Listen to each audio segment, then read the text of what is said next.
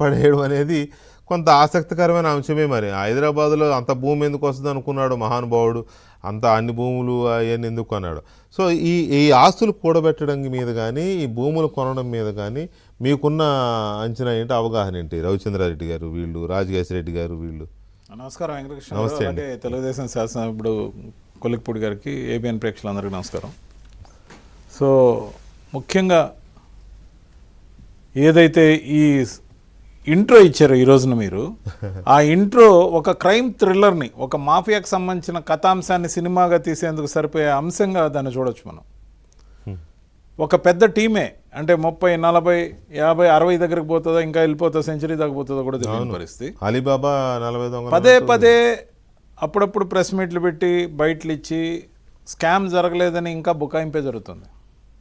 Scam జరిగింది, సంబంధిత మంత్రికి ఏం సంబంధం లేదు, ఆ రోజుల్లో అన్ని మంత్రివర్గ శాఖలు నేనే చూశాను ఒప్పుకోమంటే ఆయన ఒప్పుకోవట్లే, అసలు జరగలేదంటాడు. సో జరగకపోతే 1,00,000 కోట్ల రూపాయల సొమ్ము క్యాష్ రూపంలో ఎందుకు కలెక్ట్ చేశారనే ప్రాథమిక ప్రశ్న. ఇప్పుడు అడ్డగోలు దబాయింపు చూసాయి ఈ మధ్య ఆయన బయటలోనే. ఇప్పుడు క్యాష్ ట్రాన్సాక్షన్ జరగట్లేదని అడ్డంగా దబాయిస్తున్నాడు. ఇప్పుడు క్యాష్ ట్రాన్సాక్షన్ జరుగుతుంది, ఫోన్పే ఉంది, పేటిఎం ఉంది, యాప్లన్నీ పనిచేస్తున్నాయి, స్టార్టింగ్ డే 1 నుంచి పనిచేస్తున్నాయి.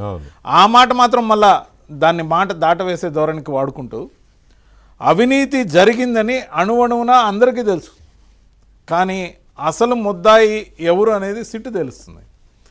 నేను మొట్టమొదటి నుంచి ఒక మాట చెప్తూ వచ్చా, సంబంధిత శాఖ మంత్రిని గౌరవిస్తూనే ఆ రోజు పనిచేసిన నారాయణ స్వామి గారిని, ఆయన్ని ఆ రోజు ఆ శాఖ ద్వారా పని ఎక్కడ చేయనించారు, ఆయన్ని ఇన్వాల్వ్ కానికుండా మంత్రులుగా ఉన్న ఆ రోజు మేకతోటి సుచరిత గారు హోంమంత్రిగా ఉన్నా, తానేటి వంతి గారు హోంమంత్రిగా ఉన్నా, అనేక మంది మంత్రులుగా ఉన్నా, ఇర్రెస్పెక్టివ్ వాళ్ళు ఎవరిని కూడా పని చేయని వ్యక్తి ఎవరో మనందరికీ తెలుసు, సకల శాఖలు చూసిన వ్యక్తి. మరి ఆయన్ని పక్కన కూర్చోబెట్టినప్పుడు ఆయన కన్ఫెషన్ కానీ, ఆయన స్టేట్మెంట్ కానీ సిట్టు ఖచ్చితంగా రికార్డ్ చేయాలని నేను కోరుతూ వచ్చాను మీడియాలో. అనేక సార్లు కోరిన తర్వాత లాస్ట్ ఒక 1 month అవుతున్నట్టుంది సిట్టు ఆయన స్టేట్మెంట్ తీసుకోవడం, దాని ద్వారా ఆయన ఇచ్చిన స్టేట్మెంట్ తీసుకున్న తర్వాత ఈరోజు అది ఎంతవరకు నిజం అనే లోతుపాతులు ఏవైతే తీసుకున్నారో దాంట్లో కొన్ని సాక్ష్యాలు దొరికినట్టు మనకున్న సమాచారం.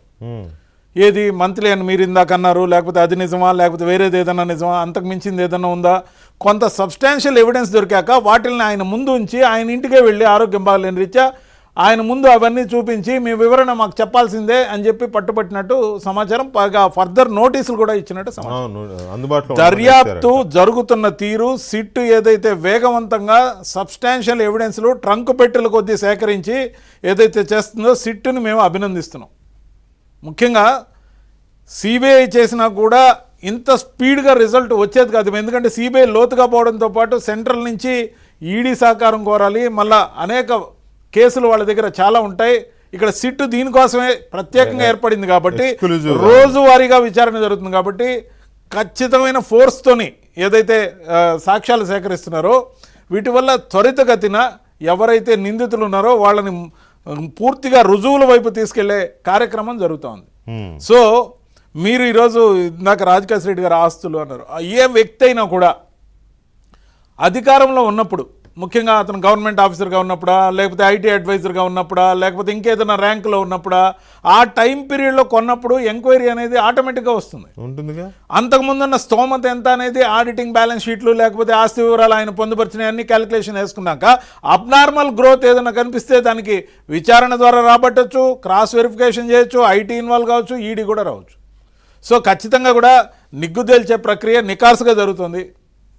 ఖచ్చితంగా దీనికి కంక్లూజన్ తొందరగా రావాలని కోరుకుంటూ అనేక మంది చెప్తున్నట్టు ఇది 3,200, 3,500 కోట్ల స్కామ్ కాదు, ఇది కొన్ని పదులు, దాదాపు 35,000 కోట్ల స్కామ్ ఏమో అని మాకు అనుమానం.